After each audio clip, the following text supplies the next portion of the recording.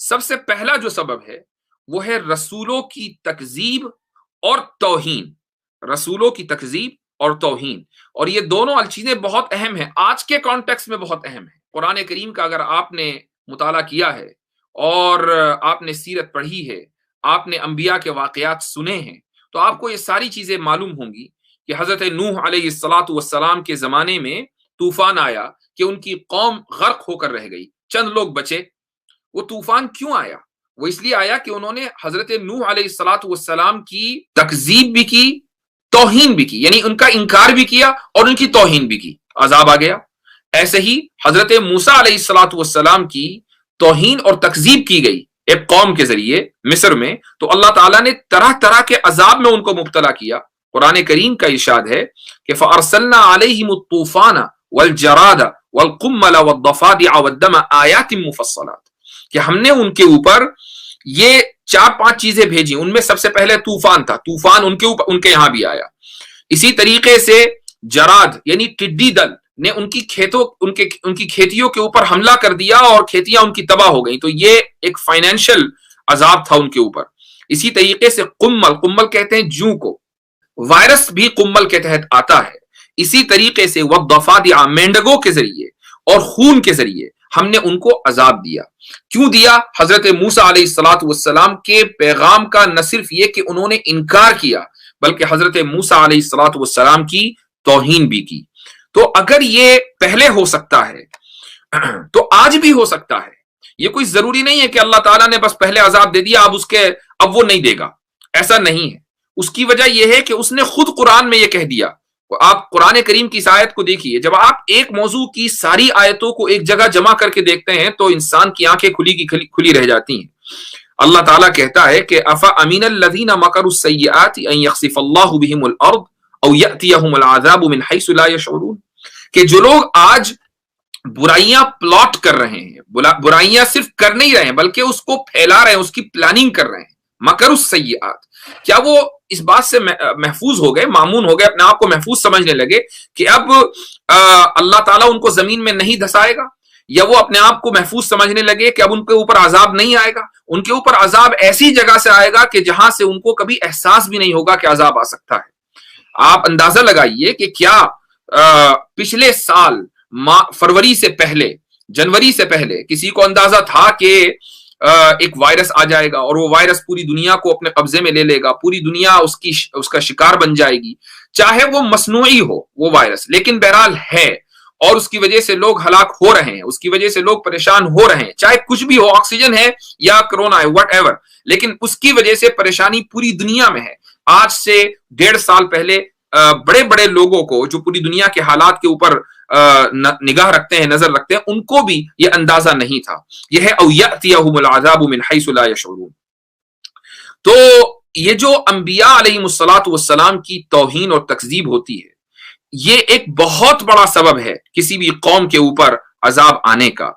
تو آپ دیکھیں آج کے دور میں صرف نبی کریم صلی اللہ علیہ وسلم کی نہیں بلکہ دوسرے انبیاء کی، چاہے وہ حضرت عیسیٰ ہوں، حضرت موسیٰ ہوں اور دوسرے انبیاء علیہم السلام ہوں، لیکن سب سے زیادہ جس نبی اور رسول کی توہین اس دنیا میں کی جا رہی ہے وہ ہے نبی کریم صلی اللہ علیہ وسلم کی ذات اقدس. آپ دیکھیں کہ یہ اس وقت انڈیا کی صورتحال، ابھی 2 مہینے سے نبی کریم صلی اللہ علیہ وسلم کی شان میں گستاخی کا جو ریکارڈ قائم کیا ہے لوگوں نے، وہ اس سے پہلے کبھی سنا نہیں گیا تھا. سوشل میڈیا پر تو کافی دنوں سے، لیکن اوپنلی آ کر پریس کانفرنسز کر کے قانون کی دھجیاں اڑا کر، قانون موجود ہے لیکن وہ کبھی ایسے موقع کے اوپر ایکٹیو نہیں ہوتا، اور لوگ کھلم کھلا نبی کریم صلی اللہ علیہ وسلم کی نہ صرف یہ کہ تکذیب کر رہے ہیں، ان کے پیغام کو مسترد کر رہے ہیں، وہ تو بہت پہلے سے چلا رہا ہے، لیکن توہین کے اندر اضافہ ہوا ہے. جب توہین کے اندر اضافہ ہوگا انبیاء کی تو پھر عذاب کے اندر بھی اضافہ ہوگا. اب کوئی یہ کہہ سکتا ہے کہ نہیں، بہت سارے لوگ تو مغربی ممالک میں بھی توہین کرتے چلے آئے ہیں، ان کو تو عذاب نہیں ہوا. تو اس کا جواب یہ ہے کہ یہ ماننا کہ ان کو عذاب نہیں ہوا یہ بھی غلط ہے. آپ اگر کرونا کو عذاب خداوندی مانتے ہیں، اور میں مانتا ہوں، میں سمجھتا ہوں، اس لیے کہ میں نے پہلے ہی کہا کہ عذاب کے لیے آسمان سے نازل ہونا ضروری نہیں ہے، بلکہ انسانوں کی بنائی ہوئی اور پروڈیوس کی ہوئی بیماریاں بھی خدا کی طرف سے عذاب ہو سکتی ہے، میں شروع میں کہہ چکا ہوں۔ تو اس عذاب کا شکار اٹلی بھی ہوا ہے، اس عذاب کا شکار فرانس بھی ہوا ہے، اس عذاب کا شکار امریکہ بھی ہوا ہے، بڑے بڑے طاقتور ممالک ہوئے ہیں، اور بہت سے لوگ کہ جو اس بیماری کو یعنی انبیاء علیہ الصلوۃ والسلام کی شان میں گستاخی کو پھیلانے کے مرتکب ہیں، یہ ضروری نہیں ہے کہ وہ مریں، یہ ضروری نہیں ہے کہ ان کو ابھی عذاب ہو۔ میں پہلے ہی بتا چکا کہ عذاب کے 3 طریقے ہیں، بعض مرتبہ نقد ہوتا ہے، بعض مرتبہ تھوڑا تاخیر سے ہوتا ہے، اور بعض مرتبہ اللہ تعالیٰ کی تدبیر سے ہوتا ہے، یعنی اچانک ہوتا ہے لیکن کچھ دیر کے بعد۔ تو اگر آج عذاب نہیں ہے کسی قوم کو یا کسی علاقے میں، تو یہ ضروری نہیں ہے کہ وہ کل بھی نہیں ہوگا۔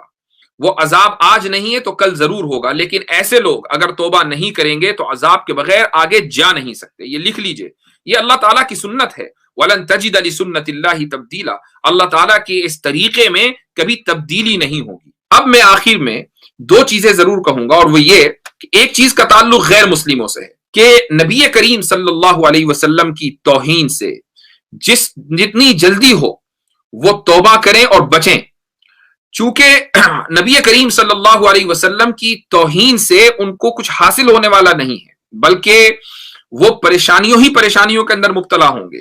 چاہے بہت سے لوگ میری اس بات کو ایز اے جوک لے لیں، لیکن حقیقت یہی ہے، اور اس کی وجہ یہ ہے کہ نبی کریم صلی اللہ علیہ وسلم عذاب کے لیے ایک ڈھال ہیں۔ اللہ تعالیٰ کا ارشاد ہے کہ وَمَا كَانَ اللَّهُ لِيُعَذِّبَهُمْ وَأَنْتَ فِيهِمْ، اے محمد صلی اللہ علیہ وسلم، اللہ تعالیٰ ان کو عذاب نہیں دے گا جبکہ آپ ان میں موجود ہو۔ آپ صلی اللہ علیہ وسلم نے عذاب کو روکا ہوا تھا، وَأَنْتَ فِيهِمْ، آپ کی موجودگی۔ اب اندازہ لگائیے کہ جب آپ صلی اللہ علیہ وسلم کا محض وجود، آپ کی صرف موجودگی عذاب کے لیے ڈھال ہو، اگر اس شخصیت کے اوپر یعنی اس کا مذاق اڑایا جائے، اس کی توہین کی جائے، تو پھر عذاب کیوں نہیں آئے گا؟ تو جتنے بھی غیر مسلم ہیں اگر وہ میری بات سن رہے ہیں تو ان کو اس چیز سے بچنا چاہیے، چونکہ اللہ تعالیٰ کی جو محبوب شخصیات ہوتی ہیں جب ان کی توہین ہوتی ہے تو اللہ تعالیٰ کا پھر غصہ سامنے آتا ہے۔ تو اگر آپ کو اپنی فیملیز کو بچانا ہے، اپنے ملک کو بچانا ہے، اپنے علاقے کو بچانا ہے، تو اس چیز کو سن لیجئے اور اس چیز کو ذہن میں رکھ لیجئے، اور جو لوگ اس توہین کے ملوث ہیں ان کو روکیے۔ آپ نہیں روکیں گے تو آپ خود ہی اس توہین کے اندر ملوث سمجھے جائیں گے اللہ کی نظر میں۔ اور دوسری چیز جس کا تعلق مسلمانوں سے ہے، یہ بھی اسی آیت میں اللہ تعالیٰ نے کہہ دیا کہ وَمَا كَانَ اللَّهُ مُعَذِّبَهُمْ وَهُمْ يَسْتَغْفِرُونَ، کہ اللہ تعالیٰ ان کو ایسے بھی عذاب نہیں دے گا اگر وہ استغفار کرتے ہوئے ہوں گے۔ اگر استغفار بڑھ جائے گا تو عذاب ہٹ جائے گا۔ تو ہمارا مسئلہ یہ ہے کہ ہم نے ابھی استغفار کا راستہ اپنایا ہی نہیں، اور استغفار کا مطلب یہ نہیں ہے کہ ہم تسبیح کے دانوں پر استغفر اللہ پڑھ لیں، وہ بھی ہے، لیکن استغفار میں گناہ کا ترک کرنا بھی شامل ہے۔ میں نے جو اسباب بیان کیے ہیں کم سے کم ہم ان کے اوپر غور کریں کہ کیا ہماری وجہ سے ہم کسی اخلاقی برائی میں تو ملوث نہیں، ہم نمازیں پڑھ رہے ہیں، زکوٰۃ دے رہے ہیں یا نہیں،